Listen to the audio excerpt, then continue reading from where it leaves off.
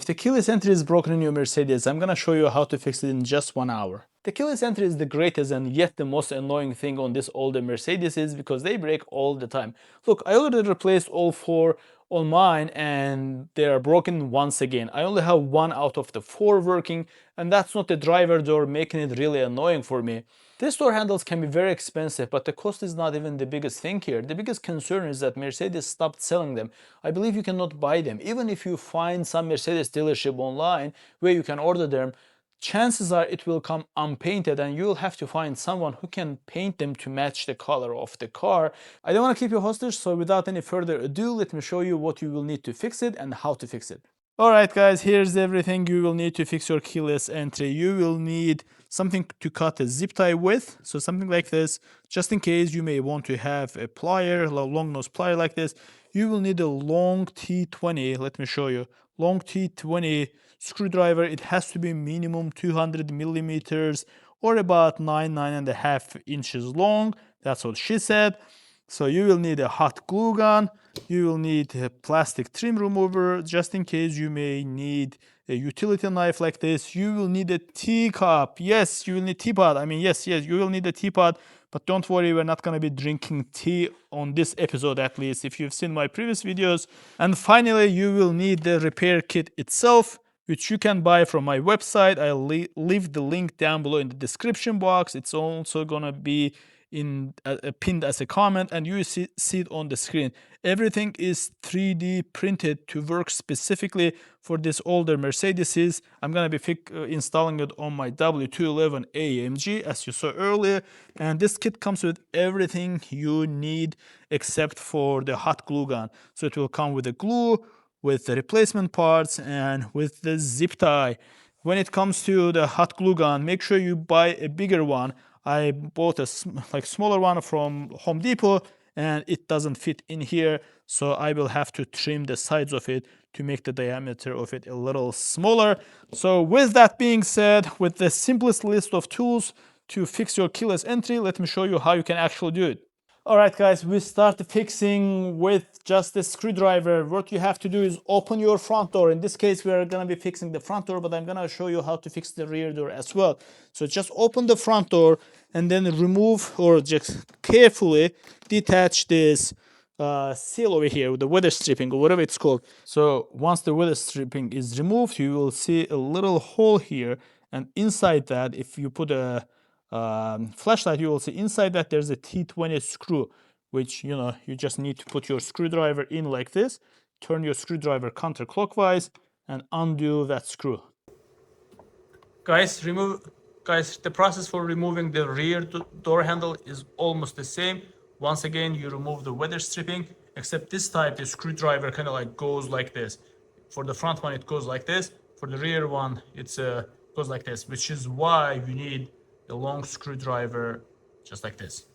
Basically, we are undetaching this part by undoing this T20 screw. You can see it's already started shaking and moving. All right, and when you have done that, just put a little bit of a plastic trim remover here and gently pull this out. Just be careful a little here, because if you have an infrared, hopefully the camera can show it. If you have an infrared, then there's going to be a little plug here. So don't yank it. Carefully pull it towards yourself. And then there's a little tab on the side here. You just pull it back and then disconnect that sensor. Don't let it kind of like run away from you into the body. So hopefully you can still see it. This is where it is. I just removed it, put it carefully aside. Grab the door handle itself, and you want to pull it towards yourself and then towards the back of the car. So this way. Okay? So when you do that, I pulled it forward and towards the rear of the car. Now pull it back again carefully. Let's remove this gasket for now. All right. And there will be one more sensor on the other side. Let me show it closely a little. So there's one more sensor here. You can see it. Okay. Once again, there is a little tab. Lift this tab and separate the door handle. Here you go. We have separated the door handle, and at this point we need to get started with our tea. By the way, this is a good opportunity to clean under your door handle if you've been wanting to do that for a long time, or maybe you wanted to buff this area or whatever. This is a good opportunity for that. The teapot is boiling, and then you're probably wondering, why the heck is this guy boiling water? I'll show you in a minute, just be patient. All right, so it's done. Guys, we need a boiling water to separate the door handle. We need like a container or something. I'm just gonna be using a large bucket like this. And don't worry about anything, just pour a hot water on top of it and let it sit there for a few minutes. All right, so using bucket was not a great idea. Now I have to put it this way so that the door handle is fully submerged.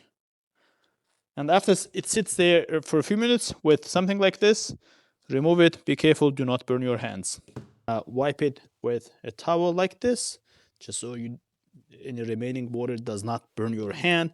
And then with, oh, it's hot. So with this tool, or rather I'm gonna be using this one, I'll try to separate it. It should separate very easily. If it doesn't, it only means that your water was not hot enough, or you did not keep it in the water for long enough. As you can see, it's already separating because the glue, just be careful with the stream, don't break it, work your way around it. This glue is all nice and soft now, except for this side. Maybe I need to hold it a little longer. Oh no, it just came out.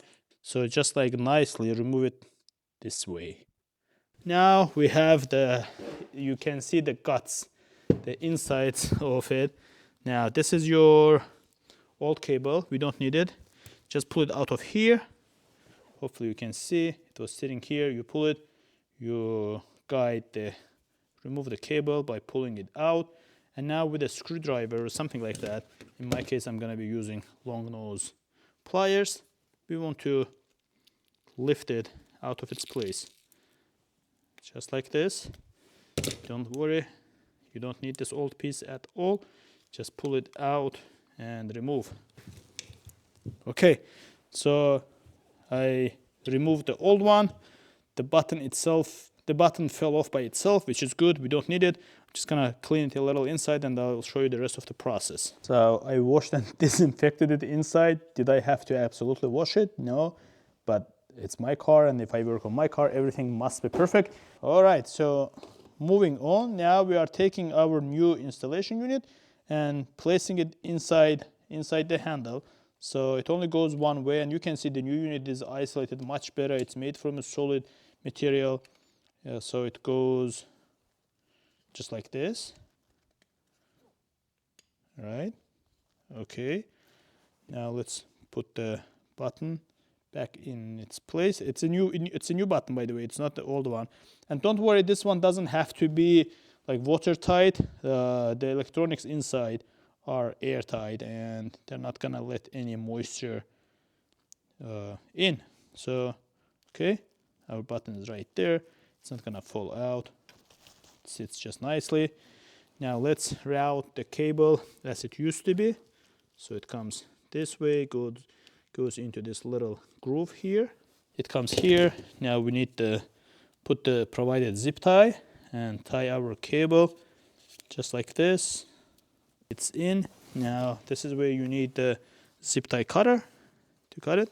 Now we have to glue it. Before putting the decorative piece back, we have to use our hot glue gun and cover all this area with a glue. So yes guys, definitely get yourself a larger glue gun. Don't make the mistake which I made. Mine is a pain in the ass because it's just the diameter is not right. And when it comes to gluing, we are gluing kind of like all these parts where the chrome bit will connect to the surface. And don't worry if you use too much glue, it's very easy to remove once it all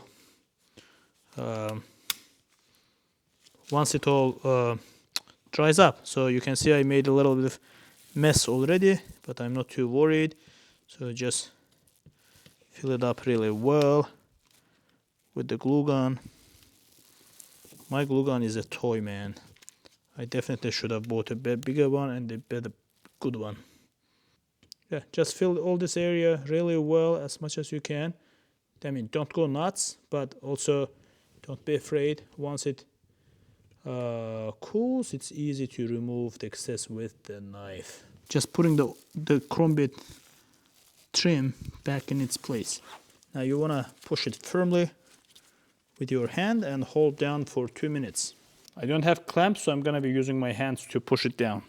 Alright guys, and just like that, it's all put back together. Actually, just a few tips. I went a little crazy and I applied too much, so you don't need to apply too much. But if you do, you can just remove the excess with the plastic trim removal like this, you know, just like this, and it comes up. You can use utility knife, but be careful to not scratch your original paint. Guys, before you pick up on the gaps, I would like to explain that it's really just my bad and poor craftsmanship. You can put this handle back together and make it look just like the factory brand new unit. Couple of mistakes I made, which I fixed by the way after making this video, and it now looks just perfect. If you are not successful at first attempt and you have too much glue and some gaps like in my video, you can use the clamps or your hands and keep pushing on the chrome bit while warming up the handle with a hair dryer or a heat gun. That will soften the glue inside and you will be able to close the gaps and make the hand unit look like a factory one. Alright guys, let's install it all back. So in order to install, I'm gonna connect the cable. After you plug the cable, don't forget to put the gasket back on, the one that we removed in the beginning.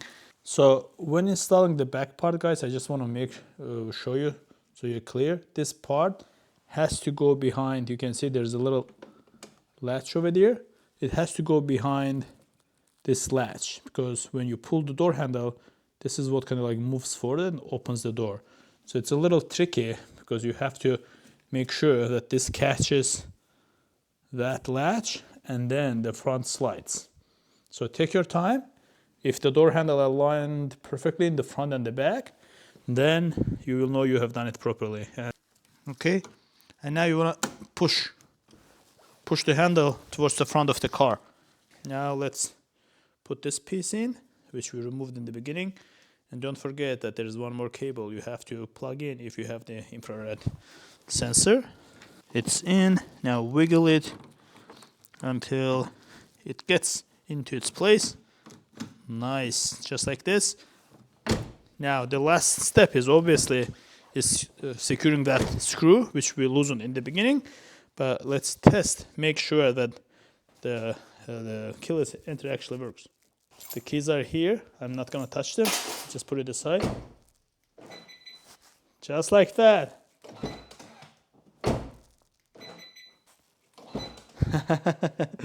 Awesome. Alright guys, so it's just like that. You can fix your keyless entry. Get your repair kit right now from my website, link down below in the description. And never ever take the keys out of your pocket again. I'll see you in the future episodes.